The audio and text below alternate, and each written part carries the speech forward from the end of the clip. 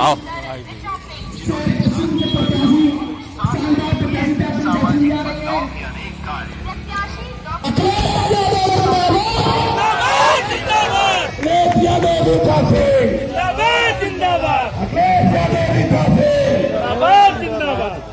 चलो दिशा में लोग लगे हुए आप सबके बीच सर पश्चिमी की बहुत मजबूत और बहुत ही प्रबल प्रत्याशी बड़ी बहन रिचा सिंह जी आ गई हैं, जिनका मैं खरिया वासियों की तरफ से बहुत बहुत स्वागत अभिनंदन करता हूँ। रिचा सिंह जिंदाबाद, रिचा सिंह जिंदाबाद, समाजवादी पार्टी जिंदाबाद, रिचा सिंह जी जिंदाबाद। सभी साथियों को वो अपनी अपनी स्थान पे बैठ जाए। आप सबके बीच समाजवादी पार्टी की प्रत्याशी रिचा सिंह जी आ गई है, जिनका मैं खरिया वासियों की तरफ से बहुत बहुत स्वागत करता हूं। साथियों, आप सबके बीच उत्तर प्रदेश पूर्व कांग्रेस मंत्री, विधान परिषद के पूर्व सभापति कमलकांत गौतम जी आए हुए हैं, जिनका मैं बहुत बहुत स्वागत अभिनंदन करता हूं। साथ ही साथ पूर्व पार्षद दिनेश पासी जी की तरफ से मैं आप सभी का हार्दिक स्वागत और अभिनंदन करता हूं। हमें चाहूंगा महोदय जी से क्यों संचालन करवाए।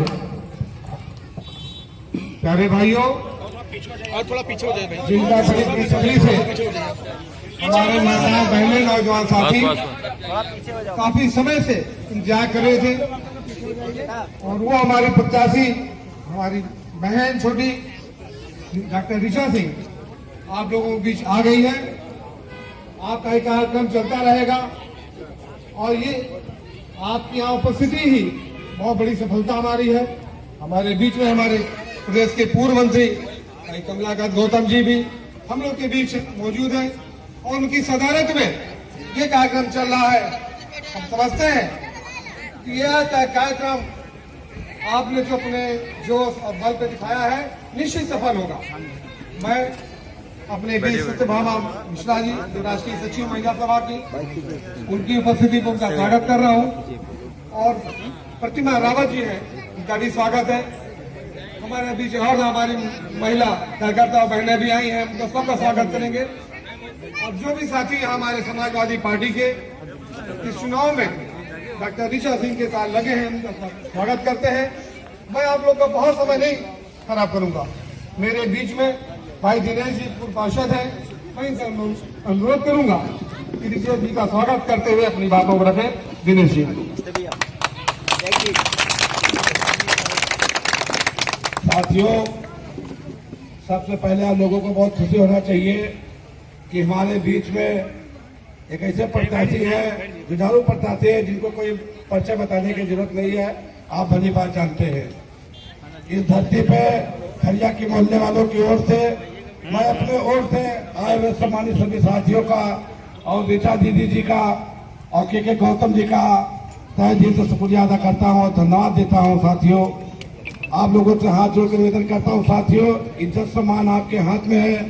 हमारे मोहल्ले के सम्मानित भाई दयाचंद जी बैठे हुए हैं, इनका मैं स्वागत करता हूँ। भाई हेमराज पासी जी हैं, भाई नरेंद्र कुमार गौतम जी हैं, इनका मैं स्वागत करता हूँ। तमाम समाजवादी पार्टी के छात्र नेता हैं, महिला संगठन के लोग हैं, नाम लोगों का बहुत जरूरी आगे, जो मैं सभी लोगों का अपने ओर से, अपने मोहल्ले वालों की ओर से सभी समाजवादी के साथियों का हार्दिक स्वागत करता हूँ। साथियों, हमें आपको बहुत खुशी होना चाहिए। ये चुनाव उत्तर प्रदेश में बहुत ही अहम होने वाला चुनाव है। इसके लिए रिचा दीदी को प्रत्याशी बनाया गया। रात दिन 24 घंटा ये दौड़ रही है। महिला होने के कारण इतना दौड़, इतना मेहनत कर रहे हैं कि कोई प्रत्याशी आपको नहीं दिखाई देगा। आप लोगों ने देखा होगा, पूरा 5 साल लोग जीत के गए और दिखाई दे। गीता दीदी यहाँ से प्रत्याशी रही, हार गई, दूसरी बार यहाँ चुनाव लड़ रही है। 24 घंटे में कभी भी इन्होंने बैठा नहीं, हमेशा चलते हुए मिली है। कहीं भी कोई छोटा से छोटा बहुत बड़ा हादसा कांड हुआ, चाहे छात्र नेता को, चाहे कोई मोहल्ले में हादसा हुआ हो, रिचा दीदी हर जगह पहुंचने की कोशिश किया है। ऐसी संघर्षशील प्रत्याशी आपको नहीं मिलेंगे। साथियों, मैं तो ज्यादा कुछ नहीं कहूंगा। भाई के गौतम जी है, जो हमारे समाज, आपके समाज के बीच के हैं, ये आपको विजय बताएंगे। साथियों, हमारा मोहल्ला बहुत बड़ा मोहल्ला, बहुत जुझारू मोहल्ला, एक तरफा मोहल्ला साथियों, ये बहुत बड़ी दलित आबादी है। हम लोगों को गर्व होना चाहिए कि हम लोग जहाँ पलते हैं यहाँ हर व्यवस्था है, कोई कमी नहीं है। आप लोगों के सहयोग से जो भी होता है मैं अपने आप को करता रहता हूँ, हमेशा करता रहूंगा। साथियों, इज्जत मान मर्यादा समझ के ये आपका अपना चुनाव है। ऋचा दीदी को इंतजार मत कीजिएगा। आप सब लोग तन मन धन से लग के घर के एक एक सदस्य को समझाकर अपना वोट साइकिल के निशान पे बटन दबा के जिताने की कृपा करिएगा। हमारे बीच में बहुत से नेता आएंगे, जात पात को फैलाएंगे, इधर उधर के आपस में दूसरे को लड़वाएंगे। हमेशा जो होता रहा वो आज भी होता चला रहा है। लोग ऐसे ऐसे नेता है जो कि हमारे आपको आपस में बांटने का काम करते हैं और हम लोग चंद लाभ के लिए उनके साथ बढ़ जाते हैं और फिर पूरा 5 साल पछताते हैं। आप इसका एहसास भी बराबर करते रहते हैं। इसलिए साथियों, मैं आप लोगों को ज्यादा समय नहीं लूंगा। ऋचा दीदी को भी और क्षेत्र में जाना भी है।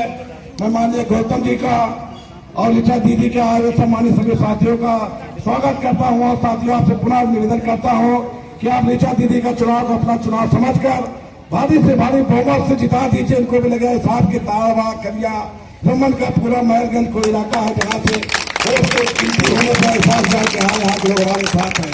ये ऐसे संघर्ष के साथी को जब आप कहेंगे जब पाएंगे आप अपने साथ पाएंगे। इनकी ताकत हमारी ताकत होगी साथियों। मैं किस तरह हूँ, कैसा क्या करता हूँ, आप सब एहसास करते हैं। माननीय अखिलेश जी की सरकार बनती है, ऋचा दीदी हमारी विधायक होती है, तो आप विश्वास मानिएगा कि मैं उनका सेवक बन के आपके लिए हमेशा रात दिन जुट के काम करता रहूंगा। कहीं पीछे नहीं रहूंगा, मैं रहने की कोशिश करूंगा। भाई गौतम जी हैं, इनका मैं स्वागत करता हूँ, आपको विजय बताएंगे। अब मैं अपनी बातों को समाप्त करते हुए पुनः आपको धन्यवाद देता हूँ। जय हिंद, जय समाजवाद। धन्यवाद दिनेश जी। साथियों, ये खरिया गांव, इसको थाली वाले खरिया कहते हैं जिसे हम समझते हैं कि थाली में से खाना लोग खिलाते हैं, भरपेट भोजन कराते हैं। और उसी पर मैं समझता हूं कि आज हमारे सारे नौजवान साथी माताओं बहनें इस चुनाव में थाली भर देंगे यहाँ पर वोट डाल के ऋचा जी के इस निर्वाचन में। मेरे साथ इस विधानसभा क्षेत्र के पूर्व अध्यक्ष बड़े भाई खान साहब भाई हैं और मंजू जी भी हैं, मैं उनका स्वागत करता हूं। हमारे भी दयाचंद जी, हेमराज जी हैं, बहुत हमारे कर्मठ साथी लोग हैं। मैं अपने बीच में अब बहुत देर से जिनकी प्रतीक्षा कर रहे थे, भाई कमला गौतम जी जो प्रदेश सरकार के कैबिनेट मिनिस्टर थे और आप लोग के जाने पहचाने चेहरा है, आप लोग की बात उठाने वाले विधानसभा और विधान परिषद में महत्वपूर्ण नेता रहे। मैं चाहूंगा, उनसे अनुरोध करूंगा कि अपनी बातों को रखें। कमलाकांत गौतम जी जिंदाबाद, कमलाकांत गौतम जी जिंदाबाद, ऋचा सिंह जिंदाबाद, ऋचा सिंह जिंदाबाद। कमलाकांत जी का नाम बराबर सुनते होंगे, बराबर आपके बीच में आते भी रहते हैं। बहुत संगत जुझारू नेता है। आप इनके विचारों को सुने और एहसास करें और फिर आप वोट दीजिएगा। साइकिल पे मेरा आपसे निवेदन है।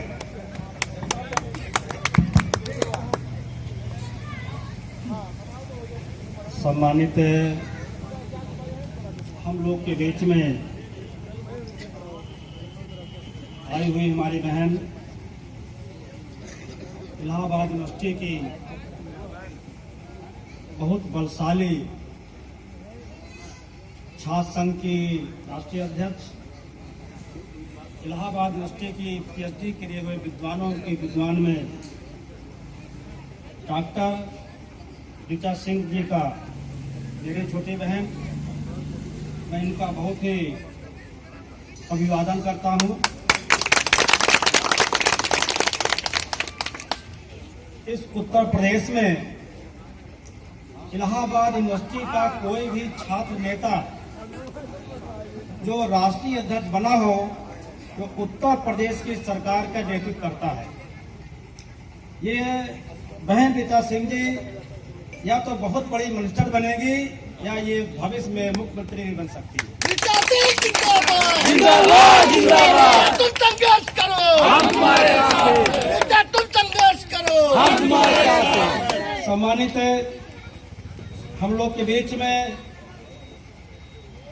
हमारे रिश्तेदार भाई जी ने दिनेश कुमार पूर्व जो सभासद हैं मुझे फोन किया। कल मैं माननीय स्वामी प्रसाद मौर्य और मेरी मीटिंग लगी थी मलिहाबाद लखनऊ में। मेरे पास फोन गया भानु गौतम जी का, और आपका भी फोन गया, और हमारे कोई मनोज जी थे, मनोज जी थे, उनका भी मेरे पास फोन गया। आज मेरा कुंडा में प्रोग्राम था, मैं इसको स्थगित करके थोड़ा सा पीछे, थोड़ा सा। बहन की मीटिंग में उपस्थित हुआ। जिंदाबाद। साथियों, प्रत्याशी का एक एक क्षण बहुत ही महत्वपूर्ण होता है। मैं ज्यादा समय नहीं लूंगा, आपके समक्ष अपनी बहन को वक्तव्य में देने के लिए आमंत्रित करूंगा। हमारे बीच में आरती पाल, हमारी छोटी बहन कहाँ गई? बहुत सुंदर बोली है, और मैं इसका भी प्रशंसा माननीय राष्ट्रीय अध्यक्ष के सामने जरूर करती हूँ। बहुत अच्छा बोलती है हमारी बहन से, आप सबका बनाए रखिए, बहुत अच्छा बोलना चाहिए। भाई दयाचंद जी, हेमचंद पासे जी, दिलीप खड़िया जी, पिंटू पासे जी, सत्येंद्र कुमार बच्चा जी,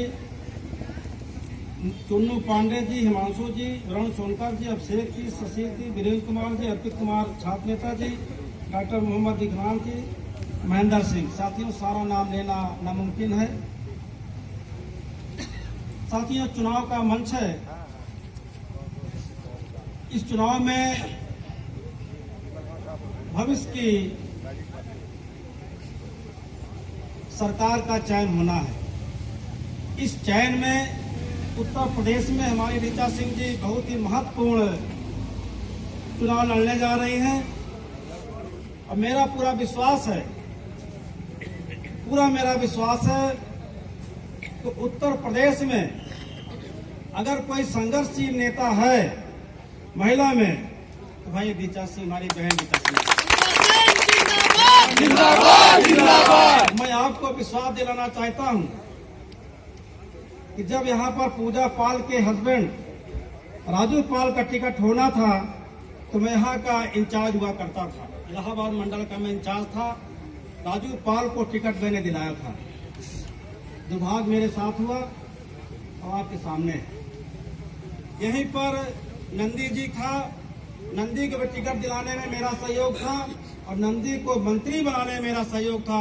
जिस समय नंदी का मीटिंग चल रही थी, उत्तर प्रदेश का लखनऊ का मैं 40 विधानसभा के इंचार्ज था, और विधानमंडल का चुनाव होने के बाद जैसे ही विधानमंडल का गठन हो रहा था, बहन जी ने मीटिंग रखी, और मीटिंग रखने के बाद मैंने एक शब्द खड़ा होकर बोला था, बहन जी कहाँ बैठो?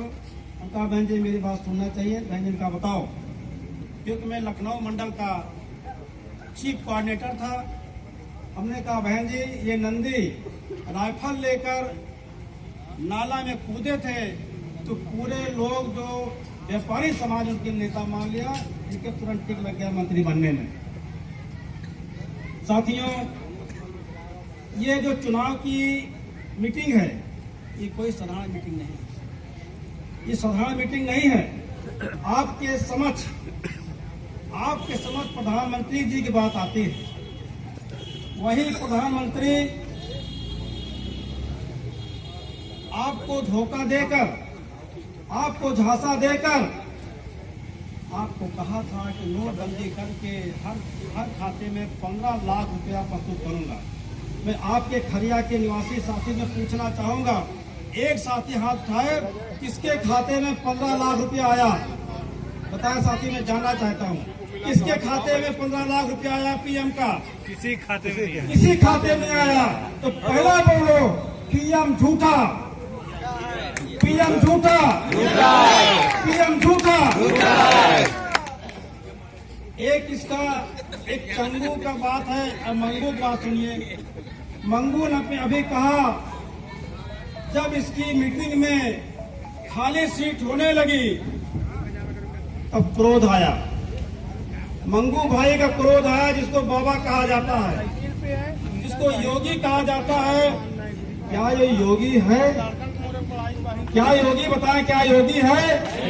नहीं है। तो क्या है ये ढोंगी है, ढोंगी। योगी नहीं है, ढोंगी है।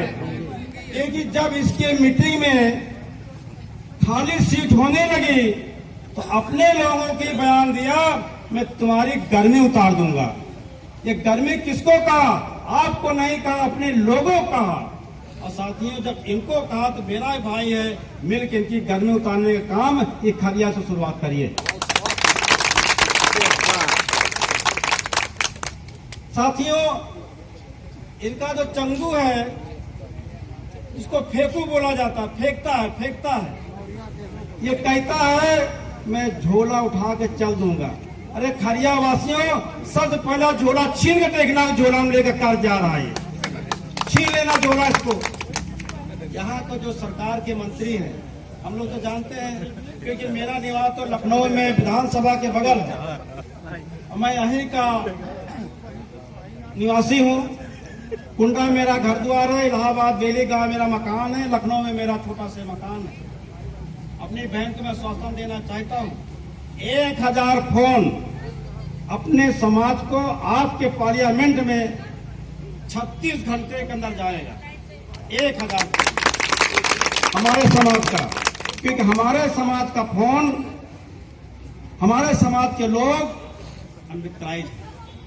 अम्बेडकराइज को पता चल गया कि अगर बीजेपी दोबारा वापस आई तो भारतीय संविधान पीएम के बगल में प्रतिलिपि जलाई गई थी, ये प्रधानमंत्री बोला नहीं। बाबा साहब का बनाया गया संविधान के पर जलाई गई, पीएम के जंतर मंतर के बगल में सामने जलाई गई, ये पीएम बोला नहीं, ये फेंको बोला नहीं, ये बाबा बोला नहीं। इस संविधान को नष्ट करना चाहते हैं, इस संविधान को नष्ट करना चाहते हैं, आपको हक अधिकार को नष्ट करना चाहते हैं। और ऐसे नष्ट करने को परम पूज्य बाबा साहब ने 1911 में आपको वोट देने का अधिकार नहीं था साथियों, आपको वोट देने का अधिकार नहीं था। वोट देने का अधिकार केवल 3 लोगों के पास था, जो हाई स्कूल पास था, जो अधिक अचल संपत्ति चल संपत्ति थी, या जिसके पास हाई स्कूल के सर्टिफिकेट और इनकम टैक्स का पे हो। 3 लोगों के पास साथियों अधिकार था, आपका अधिकार नहीं था। परम पूज्य बाबा साहब अम्बेडकर 250 जो संविधान सभा की कमेटी बननी थी, संविधान सभा बनना था, और संविधान सभा की कमेटी जो बनी 7 लोगों बनी, तो परम पूज्य बाबा साहब बनाए गए। और परम पूज्य बाबा साहब आपको वोट का अधिकार दिया, और वोट का अधिकार दे में कहा वोट जो होता वोट में होता। हमारी बहन सुन ले, वोट देता वोट जो होता वोट में होता। हमारी बहन अगर वोट जाती है तो मेरा बंधुए नहीं देख सकता, हमारी बहन अगर वोट देगी तो मेरा बंधुए नहीं देख सकता। अर्थात अगर मैं वोट दूं तो मेरी पत्नी नहीं देख सकती, अगर मैं वोट दूं तो मेरी पत्नी नहीं देख सकती, अगर पत्नी मेरी वोट दे तो मैं नहीं देख सकता। ये परम पूज्य बाबा साहब की कल्पना थी, इसीलिए वोट को कहा जाता वोट में, वोट को कहा जाता वोट में। ये परम पूज्य बाबा साहब ने संविधान रचा था, तो देश में वोट साथी आप देख नहीं सकते, तो साथी वोट आपको देखने का अधिकार और न देखने का अधिकार परम पूज्य बाबा साहब ने दिया था। बाबा साहब अमर रहे, बाबा साहब अमर रहे। जो अधिकार दिया, अभी यहाँ पर आप देखे होंगे कि ऑक्सीजन गैस से, ऑक्सीजन की वजह से कितने लोग की मृत्यु हुई थी, ऑक्सीजन से कितने लोग की मृत्यु हुई थी। चौधरी चुन्नी लाल का, जिनका अभी मैं नाम नहीं लेना चाहता, हाई कोर्ट में अभी बहुत बड़ा सम्मान मिला है, मेरे पड़ोसी हैं। इनकी सगी बेटी का यहीं का डिप्टी सीएम से कहा था कि मैं आपको केजीएम में भर्ती कर दूंगा, आपके केजीएम भर्ती कर दूंगा। कोरोना के मरीज बनी चौधरी चुन्नी लाल की बेटी, चौधरी चुन्नी लाल के बेटी, मेरी बहन, मेरी पड़ोसी निशी नाम था, कि कोरोना के मरीज को भर्ती नहीं कर पाए और यहाँ जाके दम तोड़ दिया, साथियों। ये पूरी ताकत लगाकर बहन ऋचा को बनाना, ऐसे विद्वान आपके बीच में आई है, ऐसा यहाँ पे इलाहाबाद यूनिवर्सिटी के अध्यक्ष हैं। और साथियों, जो समाजवादी पार्टी के प्रकोष्ठ की भी राष्ट्रीय अध्यक्ष है, मुझे पता चला, क्यों बहन जी दूसरी है। लेकिन इन्होंने जो इलाहाबाद यूनिवर्सिटी का अध्यक्ष बना, वो साथियों उत्तर प्रदेश की सीट संभाला है, बहुना जी संभाले थे। तो मेरा शुभकामना है, और मेरी कामना अपने मेरे भाई की कामना मेरी बहन को, कि आप ज्यादा से ज्यादा वोट से यहाँ जीते। और मैं दिनेश पासीस कहना चाहूंगा, जो हमारे बहुत ही उच्च हैं, बहुत अच्छा विचार है और बहुत साथियों दबंग भी है। दबंग इनके लिए है जो अन्याय अत्याचार करता है। ऐसे अन्याय अत्याचार करने वालों को भाई दिनेश करिए, हम लोग उनको बढ़ाएंगे, और बहन ऋचा जी को आप विधायक बनाइए और आगे कुर्सी दिलाने की हम लोग की जिम्मेदारी है। आगे कुर्सी हम लोग की जिम्मेदारी है, लेकिन साथियों आप अपनी जिम्मेदारी को निभाना पड़ेगा। हर घर से हमारी बहन, हर घर से हमारा भाई, हर घर से हमारे पिताजी, हर घर से हमारी मां निकल जाए तो दुनिया की कोई ताकत बहन जी को विधायक बनाने को रोक नहीं सकता है। इसलिए आपको ताकत लगानी पड़ेगी। 1000 फोन 36 घंटे के अंदर 1000 फोन हमारे गौतम समाज पर जाएगा। आप पता लगा लीजिए, 1000 फोन जाएगा और 1000 फोन के मतलब हुआ 1000 परिवार को। और एक परिवार में समझ लीजिए, अगर एक परिवार है, इसका चाचा भी होगा, इसका मामा में होगा, इसका पिता होगा, बांधव होगा। एक परिवार में अगर शादी होती है तो 500 लोग आते हैं, तो समझ लीजिए 5000 वोट बढ़ाने की जिम्मेदारी में मैं अपना शब्द, क्योंकि बहन ऋचा जी को आगे बढ़ना है। प्रीतम नगर की मीटिंग लगी, नुक्कड़ मीटिंग लगी है। मैं आश्वासन देकर जा रहा हूं, हमारी बहन को आप विधायक बनाइए और इनको कैबिनेट में दर्जा दिलाने की जिम्मेदारी हम लोग की पूरी ताकत बनेगी।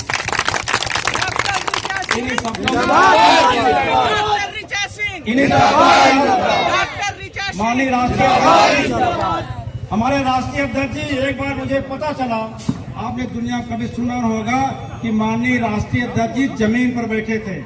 हमारा जिला उपाध्यक्ष लखनऊ का नील पासी था, मुझे खबर दिया कि माननीय राष्ट्रीय अध्यक्ष आपके बगल में बैठे हैं जमीन पर, क्योंकि मेरा मकान राजपाल का गेट नंबर 9 के बगल है, विधानसभा गेट नंबर 6 के बगल मेरा मकान है। मुझे पता चला कि राष्ट्रीय अध्यक्ष भूमि पर बैठे हैं, जमीन बैठे, बिना बोरा बिछाए बैठे। हमने कहा मजाक करते हो? राष्ट्रीय अध्यक्ष जिनके पिताजी मुख्यमंत्री हो, 1 बार नहीं, 2 बार नहीं, 3 बार नहीं, 4 बार, जिसका पिताजी रक्षा मंत्री हो, जो स्वयं इनकी पत्नी पार्लियामेंट मेंबर हो, जो स्वयं मुख्यमंत्री हो, जमीन बैठेगा? आप मजाक करते हो? कहें गौतम साहब बैठे हैं जमीन पर। हम साथियों तुरंत भागे, देखा तो वाकई जमीन बैठे थे। विधानसभा गेट नंबर 9 का ये लोग भवन है, जमीन बैठे थे। 3 लोग बैठे थे, तब बैठे थे अपनी बहन की रक्षा करने। उन्नाव में हमारी जब बीजेपी के लोगों ने उन्नाव में बहन की जब अन्याय किया था, तो अन्याय को मिटाने के लिए, न्याय दिलाने के राष्ट्रीय अध्यक्ष जमीन बैठे थे। हम देखने गए तो राष्ट्रीय अध्यक्ष जमीन पर। क्या आपने कभी ऐसा राष्ट्रीय अध्यक्ष देखा है? क्या ऐसा कभी मुख्यमंत्री देखा है जो बिना बोरा बिछाए जमीन बैठा हो? अगर है तो आपका समाजवादी पार्टी राष्ट्रीय अध्यक्ष श्री अखिलेश यादव जी है। ऐसा मुख्यमंत्री, ऐसा प्रधानमंत्री, ऐसा राष्ट्रीय अध्यक्ष आप नहीं देख सकते। इसलिए साथियों, मैं आप इस मंच के माध्यम से कहता हूं, अगला मुख्यमंत्री हमारे राष्ट्रीय अध्यक्ष हो और 2024 में अगर आप ताकत लगा देंगे तो मोदी की कुर्सी से हटाकर राष्ट्रीय अध्यक्ष जी प्रधानमंत्री होंगे। इन्हीं शब्दों के साथ बहन ऋचा जी को मैं कहना चाहूंगा, आप जिससे मुझसे जो भी आप उम्मीद करती हैं, आपको 100% कमलाकांत गौतम आपके भाई तैयार है। आपके भाई तैयार है। आपके यहाँ 27 चुनाव है और मेरे यहाँ 23 को चुनाव है। इसलिए मैं कल रात में निकल जाऊंगा लखनऊ। मैं कल रात में निकल जाऊंगा, प्रतापगढ़ होते मैं कल रात में निकल। जब भी मेरी आवश्यकता पड़ी, मेरे बहन, आप जब भी आवश्यकता पड़ी, रात बिरात हम कहिए, आप वोट दिलाने का कमलाकांत गौतम की जिम्मेदारी है। इन्हीं शब्दों साथ जय भीम, जय समाजवाद। साथियों, एक बात और आपको बता दूं, माननीय के गौतम जी ने अपना जन्म स्थान सब कुछ बता दिया, पर एक छिपा के रखा है। आपको बहुत गर्व होना चाहिए। साथ ही हमारे मोहल्ले के दामाद भी हैं, इनका ससुराल सुलेमसराय है, इसलिए आपको इनकी लाज रखना होगा। इनकी लाज रखने के लिए नीता दीदी को भारी से भारी बहुमत जिताना होगा। इनका परिचय ये है कि हमारे क्षेत्र के दामाद भी हैं। इसी शब्दों में मैं अब महेंद्र जी से कहूँगा संचालन को करें। दिनेश पासी जिंदाबाद। मैं गौतम जी को धन्यवाद नहीं करूंगा, उनका आभार प्रकट करूंगा। मैं अपने मुख्य वक्ता डॉक्टर ऋचा सिंह को कहूँ बोलने के लिए, उसके पहले हमारे बीच में सत्यभामा मिश्रा जी हैं, मैं उनसे अनुरोध करूंगा कि अपने संक्षिप्त में बातें रखें। सत्यभामा जी। बहुत बहुत धन्यवाद आदरणीय संचालक महोदय।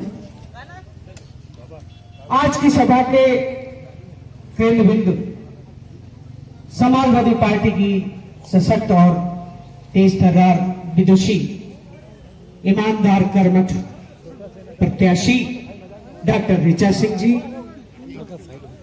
अभी अपने वक्तव्य से सबको अवगत कराते हुए माननीय पूर्व मंत्री कमलाकांत गौतम जी, हमारे भाई आदरणीय दिनेश पासी जी, हमारे भाई भानु गौतम जी, मेरी बहन आदरणीय प्रतिमा रावत जी, मेरी बहन सुनीता मालती यादव जी, मेरे भाई शानू हाशमी जी और इस सभा में बैठे हुए समस्त समाजवादी सिपाही, माताएं बहनें, नौजवान साथी, सबको सादर स्वागत और अभिनंदन करते हुए निवेदन करना चाहती हूं कि आप सब लोगों की परीक्षा की घड़ी आ गई है।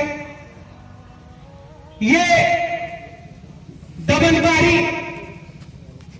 सरकार के खिलाफ चुनाव है। आपकी बहन ऋचा सिंह, जिन्होंने इलाहाबाद यूनिवर्सिटी में नारी शक्ति था, हम सबको मिलकर के ऋचा सिंह को विजयी बनाना है। सब लोगों को साइकिल का बटन दबाना है। और साथ ही मैं जानती हूं कि अभी हमें ऋचा सिंह जी को सुनना है और उनकी कई मीटिंग लगी हुई है, इसलिए मैं ज्यादा न कह करके मैं अपनी बहनों को यह कहना चाहती हूं कि जब समाजवादी पार्टी की सरकार थी तो आप सब लोगों को 500 रुपए समाजवादी पेंशन मिलता था। इस सरकार ने बंद कर दिया है, मगर अभी हमारे राष्ट्रीय अध्यक्ष जी ने घोषणा किया है कि जैसे हमारी सरकार बनेगी तो सभी महिलाओं को 1500 रुपए पर मंथ के हिसाब से दिया जाएगा और 300 यूनिट बिजली मुफ्त दी जाएगी। एम्बुलेंस फिर से फ्री हो जाएगी। 10-90 और स्वास्थ्य सेवाएं सुविधाएं पूर्ण बहाल हो जाएंगी और आप लोगों को 100 डायल भी उसी तरह मिलेगा जैसे पहले था। और मैं साथ में सिर्फ ये कहना चाहूंगी कि आप लोगों को ऋचा सिंह को जिताने के लिए आज दृढ़ संकल्प होना पड़ेगा। और ऋचा मेरी छोटी बहन है, बहुत प्रिय है मुझे।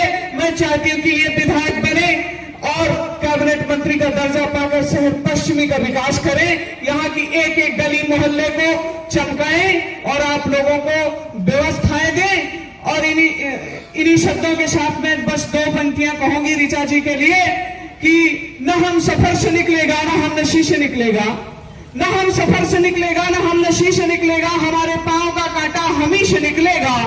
और जहां कहीं कोई भूखा फकीर रहता हो तलाश करिए खजाना वहीं से निकलेगा। जय हिंद, जय समाज। साथियों, मैं बीच में नहीं पढ़ूंगा, आपके प्रतिनिधि और आपके बीच में मैं आमंत्रित करता हूं अपनी छोटी बहन डॉक्टर ऋचा सिंह को।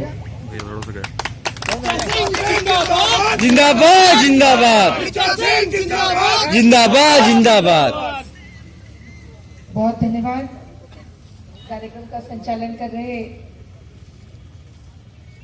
हमारे बड़े भाई आदरणीय महेंद्र सिंह जी, पूर्व पार्षद रहे। मंच पर उपस्थित इस सभा के मुख्य अतिथि, समाजवादी पार्टी के वरिष्ठ नेता, हमारे बड़े भाई, पूर्व कैबिनेट मंत्री रहे, विधान परिषद के पूर्व सभापति रहे और वर्तमान में प्रदेश कार्यकारिणी सदस्य समाजवादी पार्टी के। देखिए, ये सिर्फ इनका परिचय ही नहीं है, ये परिचय आप लोग इनका पहले से जानते हैं। महत्वपूर्ण बात यह है कि आपके समाज का नेतृत्व समाजवादी पार्टी में ही।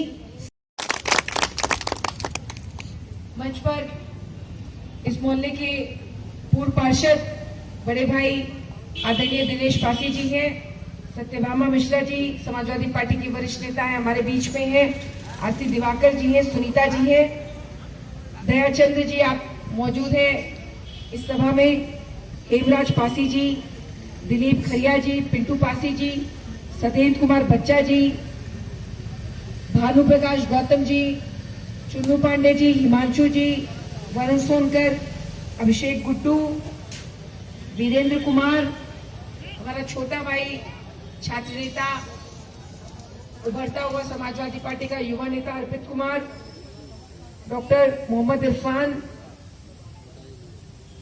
हमारा बहुत ही तेज तर्रार साथी भानु भाई, मनोज भाई, आप सभी का बहुत बहुत धन्यवाद है।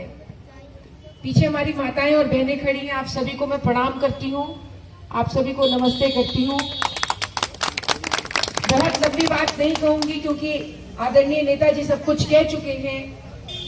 बस इतना कहना चाहती हूँ कि बाबा साहब भीमराव अंबेडकर जी ने कहा था, जिन्होंने हमें देश का संविधान दिया, और जैसा कि अभी नेताजी कह रहे थे कि भारतीय जनता पार्टी जो फूल वाले लोग हैं ना, इन्होंने संविधान को खतरा पहुंचा दिया। क्यों खतरा पहुंचाया है? इसलिए पहुंचाया है कि संविधान में आपकी भागीदारी तय की है बाबा साहब ने, उस भागीदारी को सुनिश्चित किया।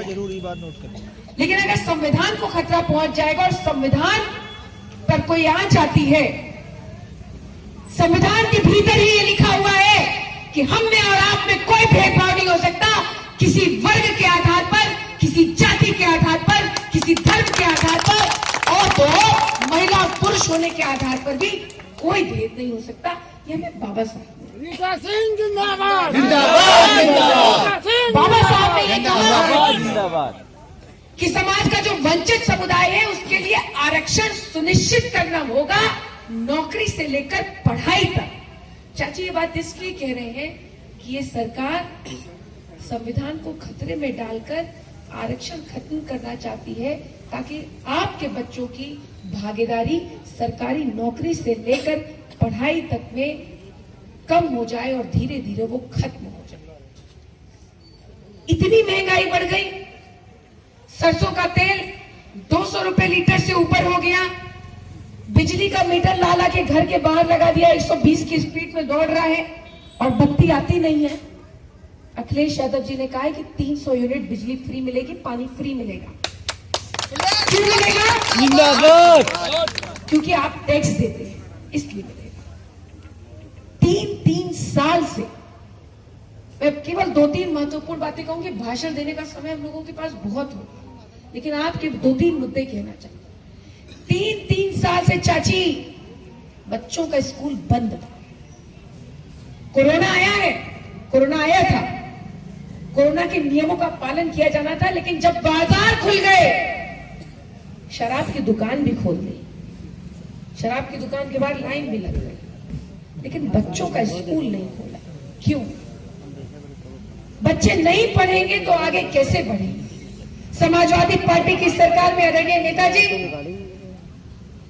स्कूल में बच्चे पढ़ते थे, निःशुल्क मिड डे मील का खाना मिलता था, किताब कॉपी मिलती थी, ड्रेस मिलती थी और बच्चों की पढ़ाई सुनिश्चित की जाती थी। यह हमारे आदरणीय अखिलेश यादव की देन थी, जिसको भारतीय जनता पार्टी ने आकर खत्म कर दिया। और तो और महिलाओं की सुरक्षा इस स्तर पर पहुंच गई कि हाथरस में एक दलित बेटी के साथ पहले दुर्व्यवहार हुआ, उसको कोई रोक न सका, कोई कानून, और उसके बाद अपराधियों को बचाने के लिए रातों रात हमारे समाज की बेटी पर मिट्टी का तेल डालकर उसे फूंक दिया गया। ये दर्दनाक है, शर्मनाक है।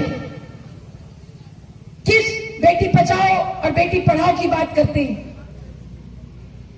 बाबा साहब ने कहा था कि लड़ो पढ़ने के लिए और पढ़ो समाज बदलने के लिए, लेकिन आपके बच्चों को पढ़ने नहीं दिया जा रहा है, तो समाज कैसे बदलेगा?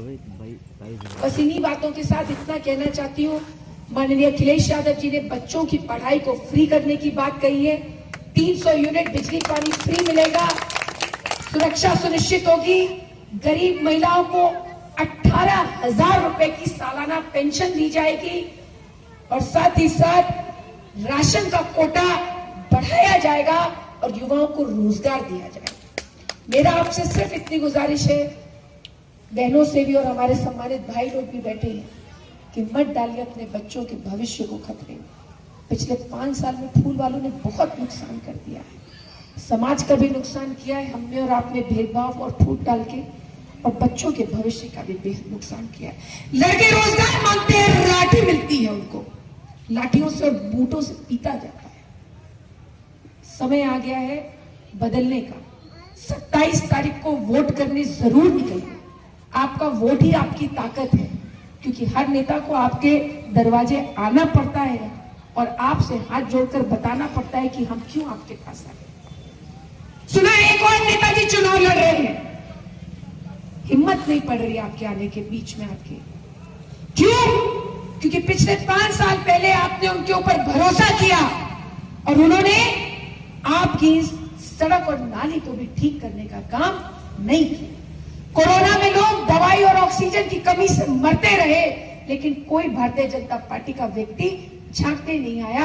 आदरणीय दिनेश पासी जी और समाज के तमाम भानु भाई और आपस में लोग मिलकर एक दूसरे की मदद करके एक दूसरे को बचाते रहे और लोगों को, उनके परिवारों को बचाने का काम किया महेंद्र भैया। तो बस इतना ही कहना है कि आने वाली 27 तारीख को जरूर अपने घर से निकलिए। भाइयों से भी कहना है, जरूर अपने घर से निकलिए, वोट डालिए।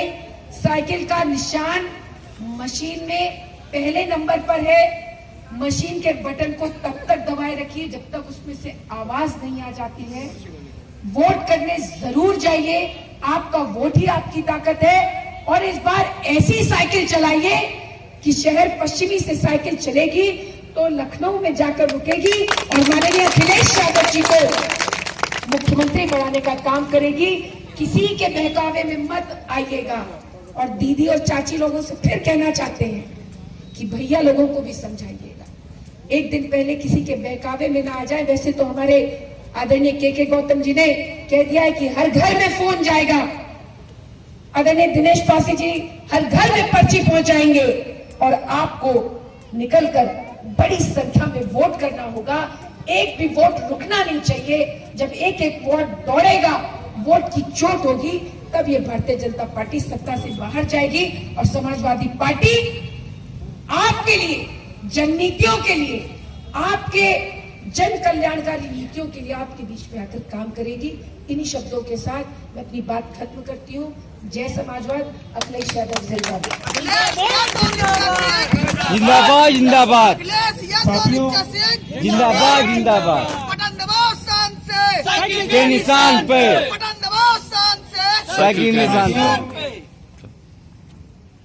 आपको मालूम है कि देश में ये चर्चा है डबल इंजन की चर्चा है। और डबल इंजन को रोक कौन सकता है? डबल इंजन को रोक वही सकता है जिसके हाथ में लाल झंडा हो। अर्थात डबल इंजन को वही रोक सकता है जिसके सर पर लाल टोपी हो।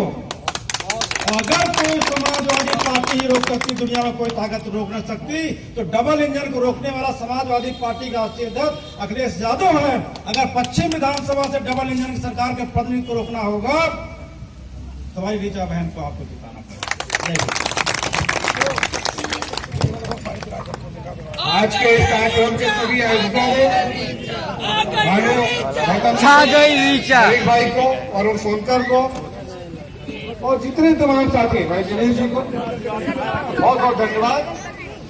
सभी आए हुए साथीगण नौजवान लोग पानी पर भी आए यहाँ पे।